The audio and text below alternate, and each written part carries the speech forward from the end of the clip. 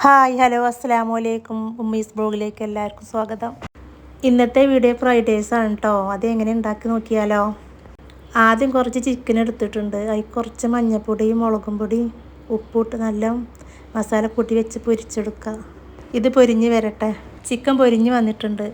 ഇനിയൊരു ചട്ടി വെച്ചിട്ട് ചിക്കൻ പൊരിച്ചിട്ടുണ്ട്. അതന്നെ നമുക്ക് പറഞ്ഞു കൊടുക്കാം. ഒരു മേഗിക്കട്ട മെൽറ്റാക്കി എടുക്കുക. മേഗിക്കട്ട മെൽറ്റായ ശേഷം കാബേജും ക്യാരറ്റും ബീൻസും ഇട്ട് കൊടുക്കുക. ഇനി നല്ലോണം മിക്സാക്കി കൊടുക്കാം. ഇനി കുറച്ച് കുരുമുളക് ഇട്ട് കൊടുക്കാം. ഒരു സ്പൂണ് സോയാ സോസ് പറഞ്ഞ് കൊടുക്കട്ടോ. അതിൻ്റെ വീഡിയോ എടുക്കാൻ മറന്നതാണ്. വെജിറ്റബിൾ വാടി വന്നിട്ടുണ്ട് കേട്ടോ. അതിന് ശേഷം വെജിറ്റബിൾ ഒരു ഭാഗത്തേക്ക് ആക്കിയ ശേഷം മുട്ട ഒഴിച്ച് കൊടുക്കാം. മുട്ട ഒന്ന് ചിക്കി എടുക്കാം നല്ലോണം കേട്ടോ. എന്നിട്ട് പൊരിച്ച് വെച്ച ചിക്കൻ ഇട്ട് കൊടുക്കാം. എന്നിട്ട് മുട്ടയും ചിക്കനും ഒക്കെ മിക്സാക്കി കൊടുക്കാം. ഇനി അരി ഇടാനുള്ള വെള്ളം തിളപ്പിച്ച് കൊടുക്കാം. ഇനി ബിരിയാണിൻ്റെ ഓലയും ആവശ്യത്തിലുള്ള ഉപ്പിട്ട് കൊടുക്കാം. ഇനി വെള്ളം തിളച്ച് വന്നിട്ടുണ്ട്. അരി ഇട്ട് കൊടുക്കാം.